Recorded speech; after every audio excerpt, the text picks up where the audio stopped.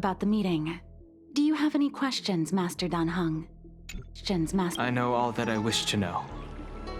Thank you, Miss Huanxi. You need not address me as Miss. I am but one of Miss Bailu's maids. Then again, if I may be so bold as to make a humble request. Go ahead. Before this goes ahead... Oh, who might this be?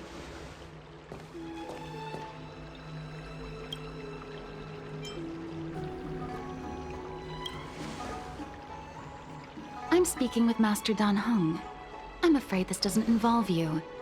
Please take your leave. She is a close friend. I've invited her along to bear witness.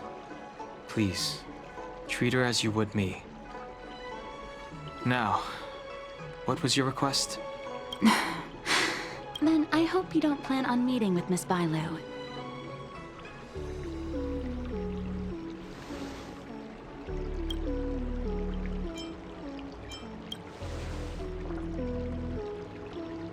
Please, hear what I have to say.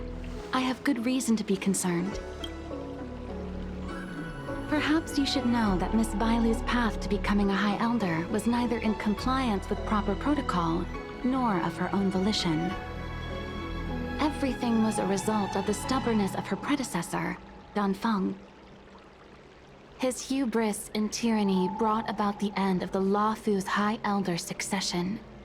The Preceptors heard of Master Dan Heng's return, and were uncertain whether it constituted good or ill fortune. However, many have surmised that the Luofu's High Elder succession tradition will soon be back in force. If true, that is indeed something worth celebrating.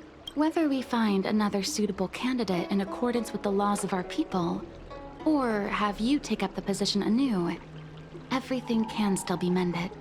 But if Master Dan Heng were to hand everything over to Miss Bailu, it could lead to great upheavals on the horizon.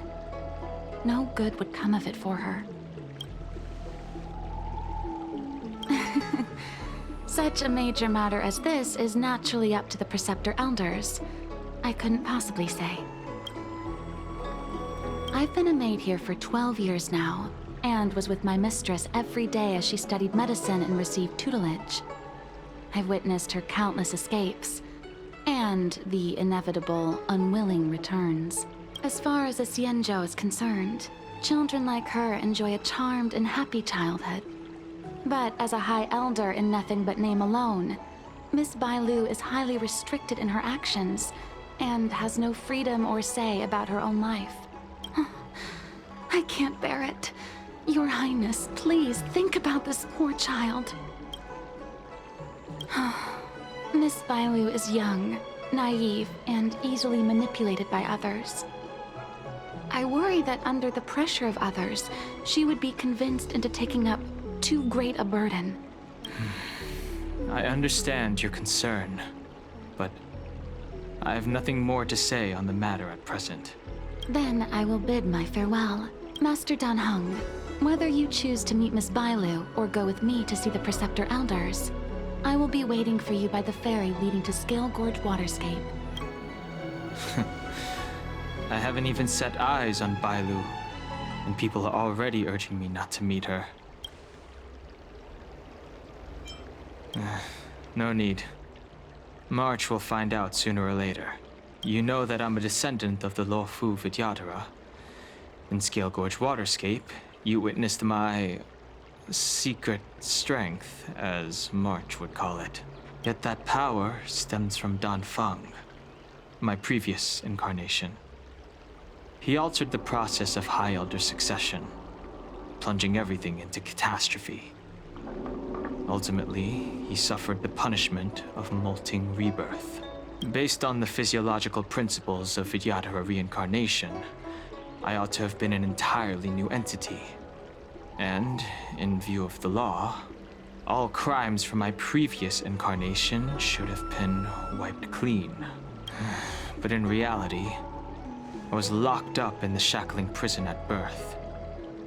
Even after I was released and left the Xianzhou, my High Elder past and Dan Feng's enemies pursued me like a haunting shadow. Now, I plan to face that shadow. In order to make amends, I want to repair the Ambrosial Arbor's seal and visit the High Elder to see what more I can do. The Star Skiff is ready. Let's go.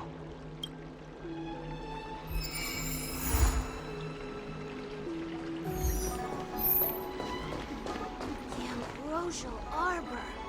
It's humongous.